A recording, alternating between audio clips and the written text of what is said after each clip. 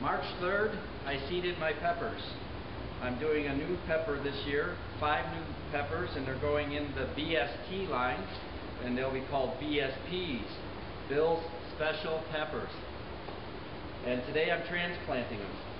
Maybe you've been to the store and seen them growing under the grow light. They're ready to transplant. Some of them aren't, and we'll leave those alone, but most of them are. They're getting a little tall. They're ready to get transplanted. What I do to the tall ones, I'll show you. I plant them deeper. I moisten the soil first.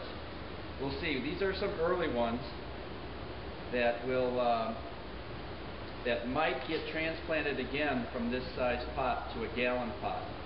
Every time you transplant a tomato or a pepper, you can plant them deeper. You'll get more roots on them. You'll make them more sturdy, and they'll be ready to go out May 15th. For years, people have been rushing to get stuff planted May 1st, May 10th, and then it gets cold at night, and the peppers, they just stop. And if you put them out too soon and they get cold feet, they're not gonna produce the rest of the summer. So be careful, especially with your peppers. Okay, these are Fooled You jalapeno peppers. So if that gives you an inclination, but they're Fooled You jalapenos. Now this pepper plant is nice and strong. I kept the lights real close to keep it from stretching. Okay, if you're in a little greenhouse, your sunlight is strong enough to keep them from stretching. And then you let them run on the dry side once in a while. Once you plant your seeds, you can't take a vacation. You're done, unless you got a friend that'll water them every day. So this guy's ready to go, and we're going to plant it really deep, all the way up to the bottom of the first set of leaves. You got one of these? Everybody's got one. It's called a dibble. Some people use sticks because they don't want to ruin their manicure, but I like mine. It's real handy. It's always there. And you push it in the hole, careful so you don't break the stem, and then plant it all the way up to that first, as deep as you can in the pot, because it'll get roots on the sides of those stems, and it'll make it a lot more hardy. Now make sure you mark your plants. This is Fooled You, and I also on the bottom with a permanent marker on some of these blank tags that I saved from last year, I take and I put the date that I transplanted them, and then I also have the date that I seeded, and I keep all those tags in the pots here.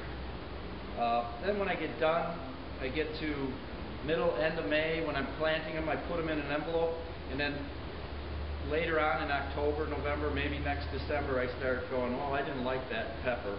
I'm not going to plant it. Or maybe I should plant it a week later or a week earlier. So it's good to keep track.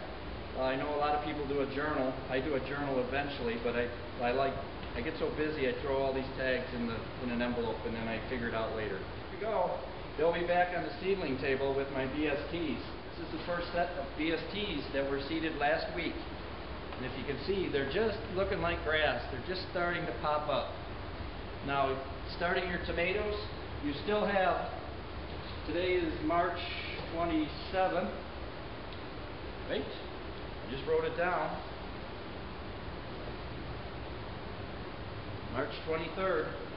So you got a lot of time to plant tomatoes yet. Those are going to be early ones. Even next week planting tomato seeds, you'll be fine. Then you don't have to worry too much about them stretching. Thank you. And come on down to the gardens and watch my stuff grow.